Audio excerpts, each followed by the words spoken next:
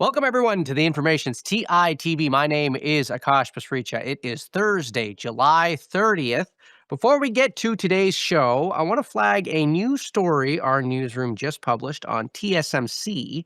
The Information's Channel Liu reported that the company is developing a new advanced chip packaging technology that would rival what Intel has right now and is yet another sign of chip making becoming the battleground of the AI boom. That is posted right now on our website. I encourage you to check it out. Today on the show, we are unpacking both Meta and Microsoft's quarterly results. Our co-executive editor, Martin Peers, called it a tale of two companies in his column last night. The stock market certainly thinks so. Microsoft is up, Meta is down. We're going to chat with two analysts about their thoughts on the results and where both companies' AI buildouts are at. We're then going to have a conversation with former CEO of HashiCorp Dave McJannet. I'm going to ask him about how the agentic AI transition is similar, but also distinct from the cloud transition that he built his career on. It's going to be a great show, so let's get right on into it. Meta reported second quarter results last night. Revenue growth decelerated to 28%, down from 33% last quarter. Free cash flow was less than a tenth of what it was a year ago. I want to bring on Ron Josey, Managing Director, Senior Internet Analyst at Citi, for his thoughts. Ron, welcome to the show. It's great to have you here. Thanks, Josh. Good to be here. So what was the headline from Meta's results for you? Look, the headline is the ad business continues to do incredibly well, right? 28% growth on a revenue number that's incredibly high tells you they're seeing the demand. I think you're seeing the reaction of the stock for a variety of reasons. One is 3Q guidance came in relatively in line with expectations. In other words, numbers didn't really move up that much. You also had some people maybe expecting a little bit more.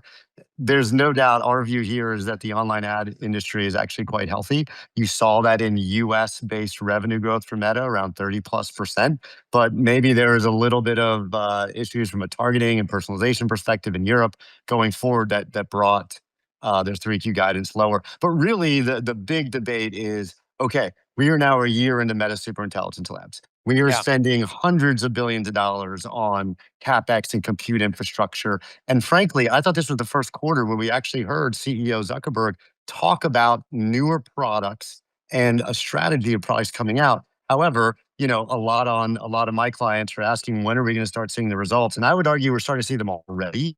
But, more is more. And I think we're in the early stages of this new product, call it Renaissance at Meta, where we should start seeing just more coming out here in the next couple of months and quarters. You say see them already. Why do you say that? Yeah, I mean, look, it's actually pretty fascinating to think about engagement on Instagram growing double digit globally. Instagram's been around forever. Reels has been around for a number of years, and we're still growing engagement time spent by double digits. On Facebook, I think the number was up 9% globally, time spent on video. And so the bottom line is we're seeing people use the product more. We're hearing now internally at Meta, more newer products coming out. So we know Instagram's now at 2 billion DAUs. Threads is at, I think, 500 million MAUs.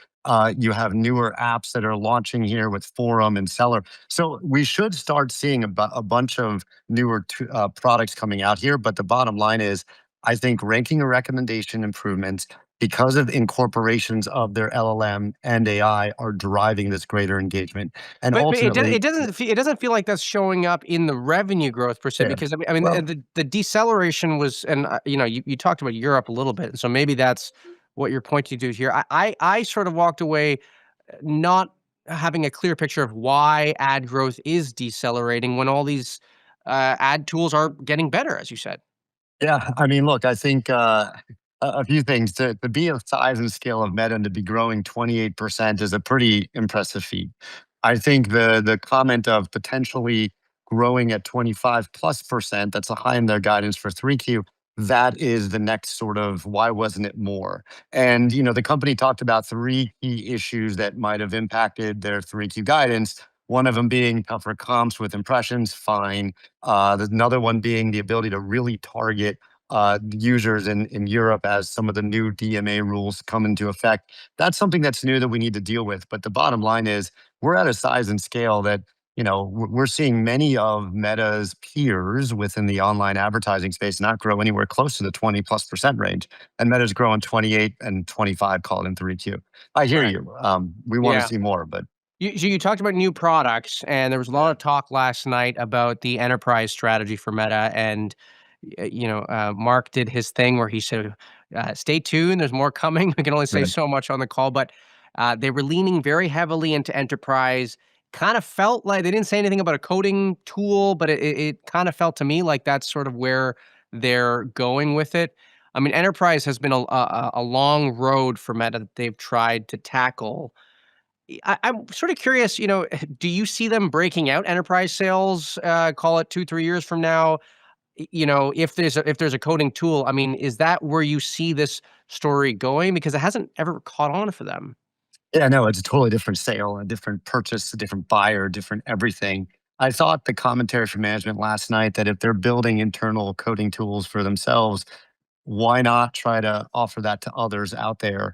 I think an unlock that we're going to have more insights will be when the API is fully released and many others can sort of access their newer models here. So that's something that on the come. One of the things that, frankly, coming out of the quarter, just to hear owned and operator core products take precedence over enterprise. That said, it always takes a while for these core products to get to scale, right? It's taken believable unbelievably only 3 years, I think, for Threads to get to 500 million MAUs. But my point being is, it seems to me that given the demand for compute capacity and potentially Meta having supply starting in 27 as their newer products launch, this could help to alleviate some of their free cash flow problems. So Yeah. yeah, I bet in 2 to 3 years time, you could see them roll out a new line item of revenue, but the core is still the most important part. Was Threads a success to you? What do you think? I think it is. I think it proved a lot of things. I think it proved that Meta can actually do more than just their own, call it Instagram, Facebook, WhatsApp apps. So they built Threads organically. They did it with a very small team, and it got to scale very quickly. Monetization is just beginning this year. So you could argue we're just in the early days of seeing that return on investment from a revenue perspective. But the key thing here is the ability for Meta to really drive traffic across its entire, call it metaverse, Yeah. or all of its apps. I think that's the key thing. So as we see Seller or Forum or newer apps launch, Meta's now learned how to scale these products with Threads and others, and that integration I think is really key.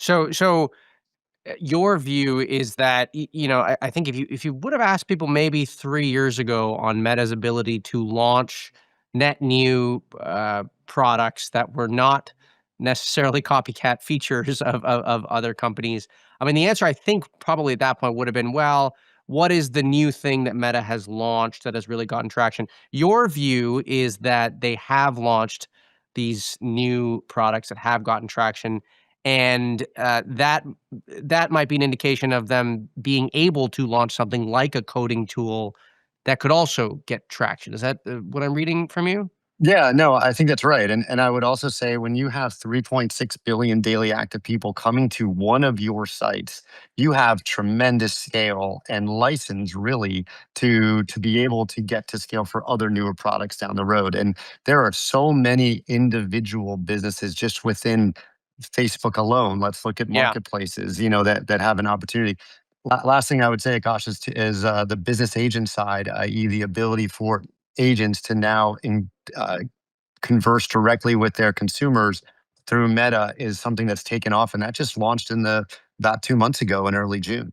So we now have a yeah. million, SMBs on it.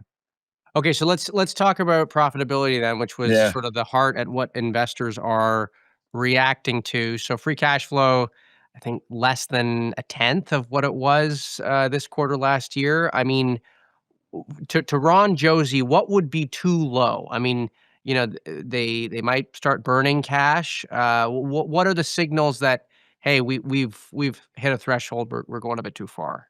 yeah. I mean, look, in our model, we think they'll burn cash actually this year, next year, and into 2028. And a lot of that is predicated on their vision and their CapEx spend for everything coming down the pike. So as we get to this, so I understand what the stock is doing today, understand the concerns about revenue and AI and when do we see the ROI. But this was the first quarter where we actually heard management talk about these newer, call it products, and to see a vision for the next 1 to 3, 3 to 5 years. So your question about free cash flow and profitability, um, look, at the end of the day, we need to see that growth come through. Hmm. And the market clearly is having some digestion issues with the 25% growth for 3Q. Let's call it shorter term. As long as we can see consistent, continued growth, and we just talked about potentially enterprise being a revenue stream, but more importantly, the core owned and operated business, whether it be business agents, whether it be their editing tool or image tool or whatever it is, driving greater growth, that's going to drive the ROI. So their balance sheet is incredibly healthy. Yeah. They've got the cash. They can withstand a year or two or more of negative free cash. But we really need to start seeing the results here. And this is where we started the conversation saying the results, our engagement continues to be impressive with Instagram growing, as fast as they are from a time spent perspective, even on core Facebook as well. So Right. so really that's our vision. That's how we look at the company. These compute offers that Mark talked about on the call, we're getting a lot of offers at a premium of what we've invested in the compute. Do you think they take those offers? I think they do. I would You think they say do? Okay, because this is I, he was a little wishy-washy, like, he said, "We have them." He wasn't really excited about them. He was like, "They're there, we'd rather not." He didn't say this, but Yeah, I mean, look, make no mistake. I think at the end of the day, they built up their capacity for their owned and operated business. Full stop. And we're waiting for that owned and operating business to really ramp up. And we've been talking about this for some time, but we've heard Google's ex CEO years and years ago talk about ubiquity first, revenue later, URL, right? And so we're waiting for these new products to launch. As they launch, I don't know if they necessarily need all of the capacity that Meta's grown into. And so what I think was the eye-opening event that happened was A, the demand they're seeing for potentially their compute. B, we've seen partnerships that Google signed with others and the dollars that are associated with it. And we just started talking a little bit about free cash flow. If this compute capacity on a short-term basis can help alleviate some of the free cash flow challenges and potentially go into an enterprise and maybe sell compute, or if their frontier model can be that state right. of the art, that's interesting. But make no mistake, the 3.6 billion daily active people, the core products are still really the core of what we're looking for at Meta here. And I think that's still their North Star as well. Okay. So last question for you. I mean, our co-executive editor Martin Pierce wrote last night that Mark might consider taking a page out of Satya Nadella's playbook and maybe putting a lid on costs a little bit here. I mean, he's a little bit more ambitious with his strategy. It seems. It sounds like you wouldn't agree with that. Sounds like you're okay with the investment and the pace of capex right now. I'll tell you, as long as we can see that product strategy play out, and this was the first quarter in a while where we've seen CEO Zuckerberg talk about these multiple newer products that are on the come, whether it be newer apps, whether it be Meta One with subscriptions, whether it be business agents, Yeah. or ranking and recommendation improvements, and the list goes on. Muse models, of course, and I think we're months away from more products coming out of MSL. As long as we see that, and we can actually see what the value could be going forward, then I think they should be investing and we hope to get that. Hope is a wrong word, but we would then model the returns and hold them to that. But frankly, if we are in a world where, scale begets scale and the three key resources that really are very hard to find between compute, energy, and intelligence, and if Meta can put that together, then frankly, I think Meta should be investing to that, and they've got the Right. balance sheet for now to do it. Great. Well, Ron, I want to thank you for coming on. That is Ron Josey, Managing Director, Senior Internet Analyst at Citi here on TITV. Thanks for having me, Akash. Microsoft shares jumped after its results last night. Azure growth accelerated to 43%. The company actually told us for once how big Azure is, crossing $100 billion in revenue. For more on that, I want to bring on Rishi Jaluria, Managing Director of Software Equity Research at RBC Capital Markets. Rishi, welcome back to the show. It's great to have you here. Thanks for having me. Great to be back. Okay, what was the headline from Microsoft for you? Yeah, to me, a headline is, really strong quarter. We continue to see acceleration in Azure. We continue to see the monetized AI at the application layer, especially with Copilot. And they're somehow maintaining responsibility with CapEx. They're obviously increasing it, but they're still going to remain free cash flow positive this coming year. So basically, all the ingredients they needed to put together to have a strong quarter. And I mean, unlike the story at Meta, where it sounds like they're going to be burning cash for a little while here, Amy Hood is saying we're not going to burn cash at all this year. Yeah, that was surprising to me, right? Ahead of the earnings, I had raised my CapEx forecast, and now the kind of fully burdened apples to apples CapEx is roughly in line or maybe slightly above where I'd expected. But they're not going to burn cash in a single quarter, right? At least, given where Amy has talked about it. Obviously, that can change, but I think that's really surprising. And I've gotten questions around any needs on capital, and I don't foresee that, right? I don't foresee that they're gonna have to do debt or equity or converts or any or SPVs or anything like that.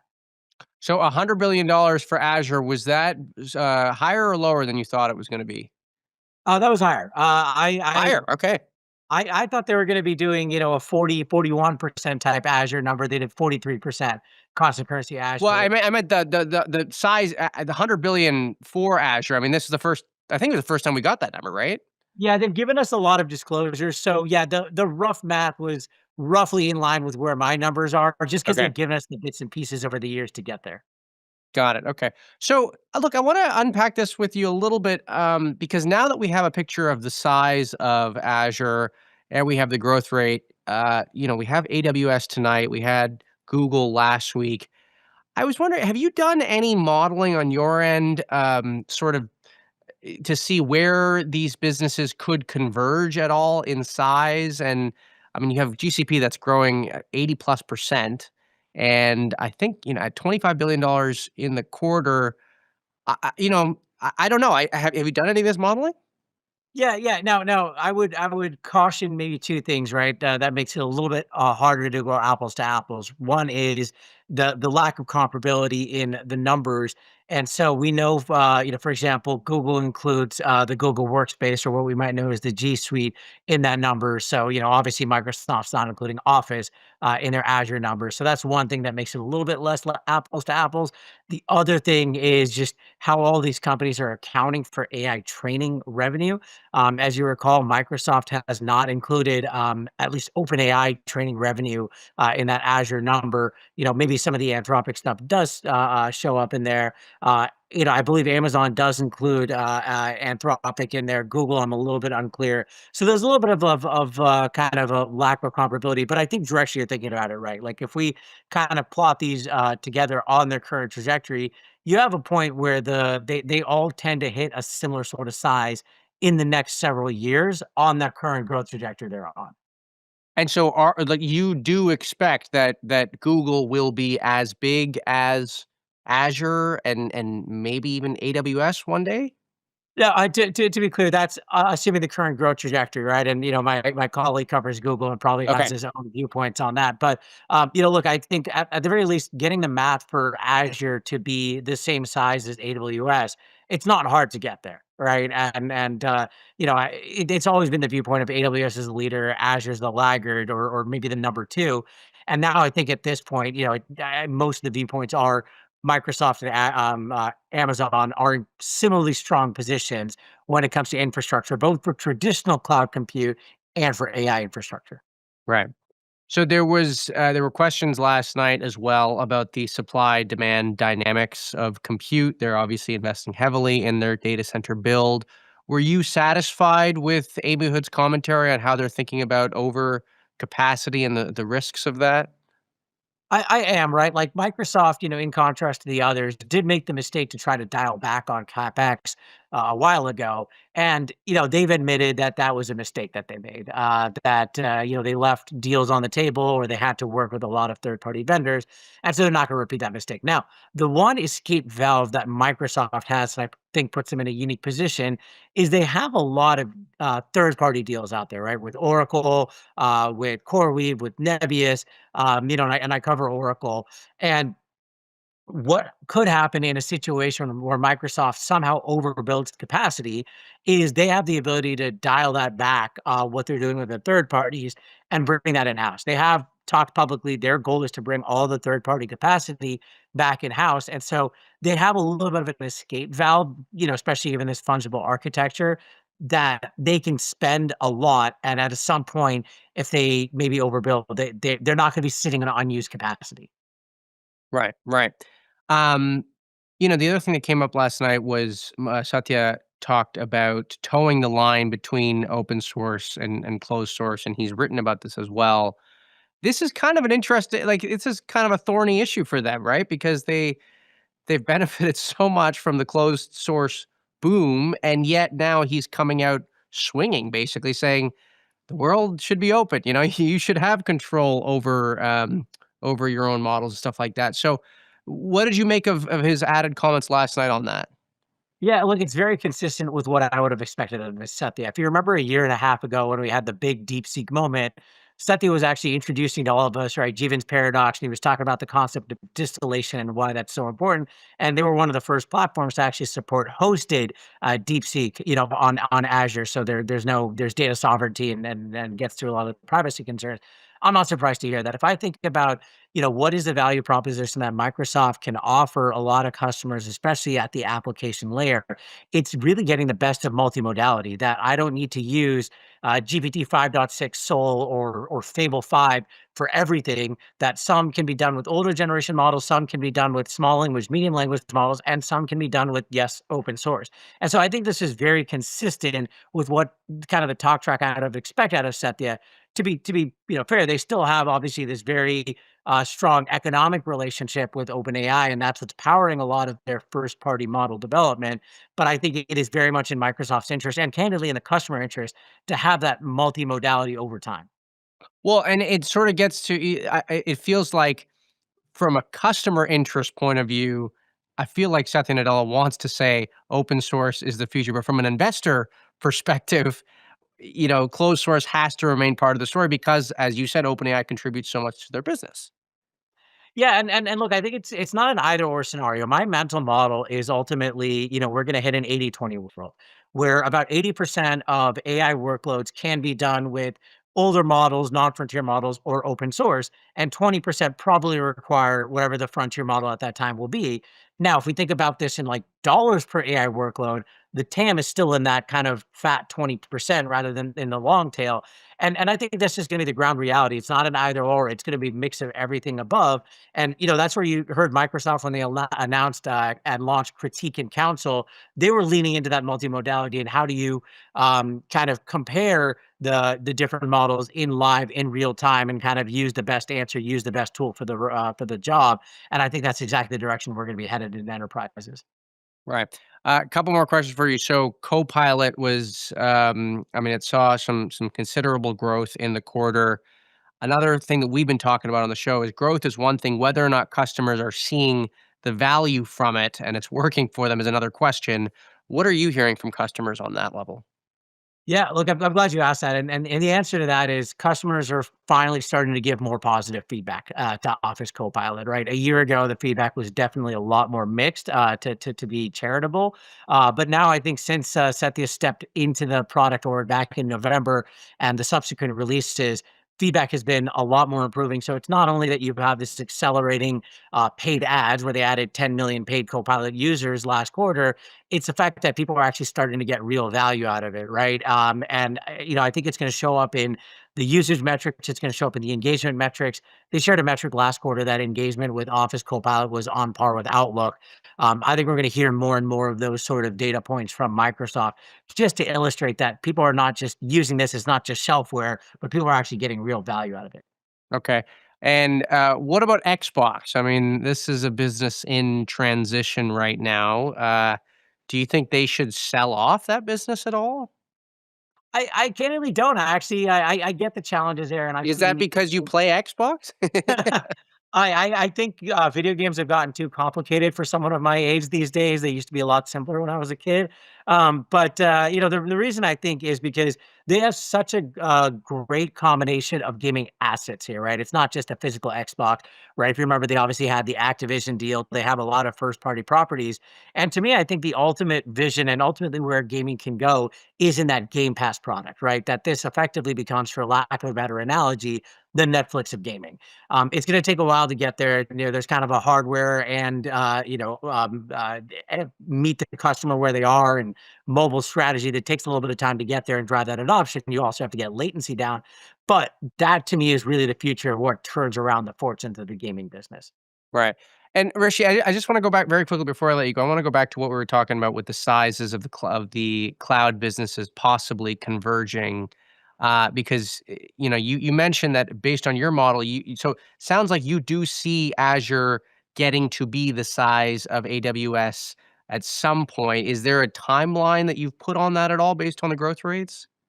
Look, I think if you extrapolate the current growth rates, it's probably within the next few years that you could get to that. Again, understanding it's not purely apples to apples, and then these Yeah. growth rates fluctuate, right? But like, Yeah. yeah, you could kind of draw that line and get to a convergence point within the next several years. Okay. And when that happens, what's the implication of that? I mean, beyond just size, like, in terms of competitive positioning, I mean, do you see anything changing with respect to how they position the product, or, what happens after that? Yeah, look, I think both companies are in are in relatively different swim lanes. Obviously, the AI boom has made a little bit of a difference on that, and who the partners are and everything. But ultimately, like Microsoft Azure has been the large enterprise global 2000. Is where people are, and Amazon is where a lot of net new companies are building, and they tend to grow and expand massively from there. And especially like a lot of tech forward companies use them. I think we're going to see these kind of somewhat distinct swim lanes, and so I'm not trying to tell a story of like, hey, Azure is going to leapfrog Amazon. I still think Amazon for the foreseeable future will be larger, but the kind of path I see is it's going to be, instead of a number one, number two, it's going to be more of a 1A, 1B type of competitive dynamic between the two. 1A, 1B in the sense that they're still catering to sort of different classes of customers. Is that what you mean? That's right. But in terms of like market leadership position, they're in kind of the same swim lane. Whereas maybe Okay. 5 years ago, it was very distinct who was number one, who was number two. Got it. Okay. Well, Rishi, I want to thank you for coming on. That is Rishi Jaluria, Manager Director of Software Equity Research at RBC Capital Markets here on TITV. The former CEO of cloud infrastructure company HashiCorp, Dave McJannet, has a new gig where he once helped companies with their cloud transition. He is now trying to help them transition to using AI agents with his new company, Dome Systems. I want to bring on Dave to share more about what he's working on. Dave, welcome to the show. It's great to have you here. Thanks for having me. So you rode the on-prem to cloud transition for many years at HashiCorp. I wonder what your reflections, what you learned from that transition that you are now applying to this new transition with people, hopefully or using agents and AI more.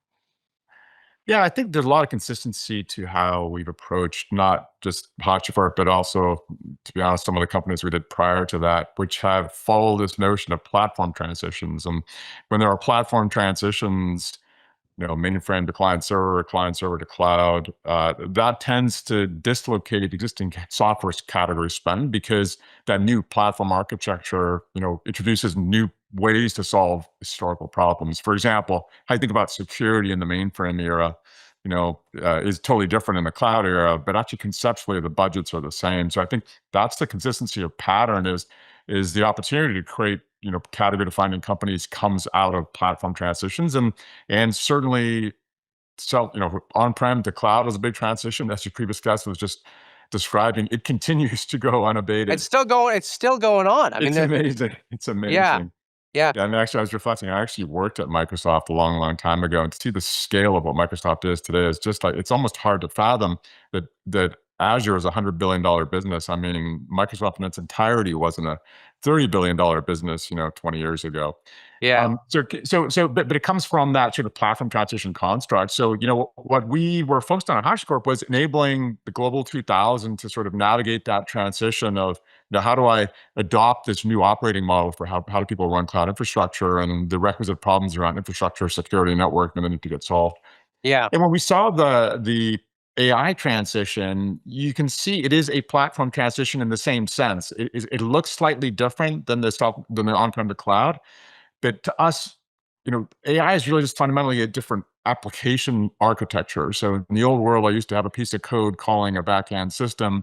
In the new world, I have a piece of code calling an LLM that is calling a backend system. And that is incredibly powerful in as much as it's new kinds of applications, but it requires a different platform that is going to be created, different place to run compute workloads, Well- different, control planes for how those applications are controlled, how you think about security differently. So that pattern is the same. Right. As Let, the, let, as the let, let me let me cloud ask one. you let me ask you this slightly different way. I mean, I wonder, as you went through that transition and managed that transition, I wonder what surprised you as you went through it for many decades, Yeah. and what surprises do you think we are going to see with this agentic AI transition that you are trying to get ahead of? What don't people know yet? I think there are a couple things. I think the first one is there will be heterogeneity of models. There will be heterogeneity of platforms, and that is actually more profound in this world than it was in the cloud world. The previous guest just made the point. You're going to have frontier models for 20% of the workloads, and long tail for the next 80%. Just indicative of It's the not fact. going to be a 3 hyperscaler world. It's just not. So actually, the heterogeneity is actually more intense across both the kinds of platforms that people will deploy it onto. So it's not just Amazon, Microsoft, Google anymore. Now it's ServiceNow, Salesforce, Workday. They will all have agentic platforms that they offer because this new way of building applications is super compelling, and they want you to be able to build those on their platforms. So you'll be heterogeneity of platforms, and then you get heterogeneity of models. And I think what you're seeing now is sort of the early innings of, there's just a few winners. No, this is a profound different way to build applications. And so there's going to be much more heterogeneity. That's point number one. Point number two is, I quote Paul Maritz, who was this former CEO of VMware, who would say these transitions are both more profound than you anticipate and take longer than you anticipate. And I think that is a truism that was true of the cloud transition and is true of the AI one. So while we're all looking at it, in an excited way today, it's very early, and it's going to take many years, a decade plus, for this to play out, just the same way the cloud is. Right. So going back to what you were saying about heterogeneity of models specifically, I mean, do you see open source models being more than 50% of the models that are used in call it, I don't know, 2 years, 3 years? Yeah, it's hard to predict, and I think we're spectators just like anybody else, just and kind of in awe at the velocity at which these things are going. I think what we heard over the last 9 months or so is really there's actually three categories, right? There's the large frontier models, then there are kind of small language models Small that are language, yeah. trained for special purposes, and those are actually very prevalent inside enterprises who want to train a specific model to do a certain thing. And then there are general purpose open source models, and I think that ubiquity of choice is going to endure for a long period of time. I don't think it's just open source. Are any of those, so of those 3 classes, are any one of those 3 particularly good for agents? I think it's hard. I think the answer is you see things through the emergence of model routing as a sort of like as a need, just indicative of the fact actually the agents are going to use all of them. So if I'm building a loan processing application and I'm an insurance company, I may train a model specifically for that purpose, and I'll run that locally on my own infrastructure estate, and that'll be a dedicated small language model, and my agents will then use that to automate the business process. If I have a general purpose chat bot, I might expose that to a frontier model because it's a general purpose use case. So I just think you're going to see all of them. And I think of agents as an application programming paradigm that's going to be how new applications are built, and therefore it's going to be across all different kinds of models. It's just the pattern that will undoubtedly exist. So what about the issue of runaway agent costs? I mean, we've all heard the stories of I didn't even know that I was getting charged this much. I didn't even know the agent was Yeah. working this much in the background. How are you trying to solve that issue with Dome systems? So when we sort of try to fast forward to the end and say for in the cloud era, what happened was you had this sort of cloud 1.0 notion where people were swiping their credit cards and just building apps on Amazon, and then ultimately ops, security, and finance said, stop, enough. And there was sort of this cloud 2.0 moment, which is really what allowed cloud to take off, was when people figured out that that inside your company, you need to exert some platform level controls. For example, I need a consistent way to provision things. And if everybody provisions this way, you can do whatever you want, because that way I can ensure you're not provisioning something that's too large that I'm going to get billed for. I think that same parallel is now happening in the AI world, which is the early days of AI are people just do whatever they want. And you're seeing these massive bills. I mean, we see them ourselves. And I think invariably for AI to become ubiquitous in the same way that cloud did, you need sort of a platform engineering team inside these companies who spend most of the money on IT to be able to determine what those services are that they're going to provide to allow people to deploy applications in this agentic manner, in the same way that they did in the cloud manner. I think that's where it's going. If you think about how to do that specifically in the agent world, well, what is an agent? It's a piece of code calling a model, calling some backend systems. It's actually not any more complicated than that. The magic is the model. So therefore, the control points that you need to exert if you're an enterprise are, how do I, broker which models those agents are going to call? How do I constrain the tools those agents are going to call? And how do I register those agents as code, like I manage any other type of code? And so those end up being the three control points. So specifically around the model cost, you have to broker access to the different models. So that platform team needs to create the infrastructure that says, you have a budget, and if you go over this budget, we're going to route you to an open source model. Yeah. Or if you're in the exec tier, you get to use the high-end model and nobody else does. And those have to be created at the platform level, so that you can then say yes to people building on this new model. Otherwise, things get out of control in the same way they do in the cloud world. And so that's really the philosophy that we've taken, which is, if you step back, you need a platform team to lasso code, models, and tools on an integrated platform, so that I can now enforce consistent rules associated with the entire tool chain, not just when an agent talks to a model, but can that agent talk to the model? Should it talk to the model? What's it trying to do? And then I'll decide if it can do the whole thing, and not just brokering the one-off, proxy of the connection. Great. Well, Dave, I want to thank you for coming on. That is Dave McJannet, CEO and co-founder of Dome Systems, here on TITV. That does it for today's show. A reminder, we are on this stream Monday through Friday at 10 a.m. Pacific, 1 p.m. Eastern. If you can't make it then, episodes are available on theinformation.com, on our YouTube channel, or wherever you get your podcasts. Make sure to follow us on social media on X, Instagram, and TikTok. I am already excited for our next show tomorrow. Have a great rest of your Thursday. Bye-bye for now.